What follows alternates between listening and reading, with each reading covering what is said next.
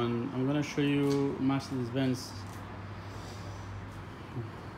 A180 1.6 petrol 2063 plate, 2003 or 2014. Thermostat location under the intake manifold.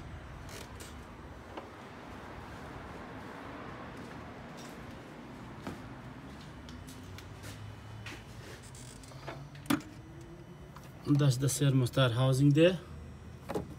This one. This is the intake manifold. I removed it already.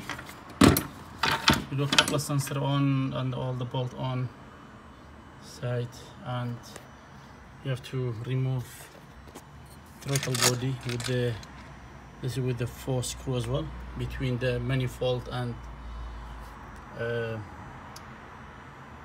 pipe, inlet pipe. Is it the pipe going to intercooler pipe? Then you have to remove all clamps, all the sensors.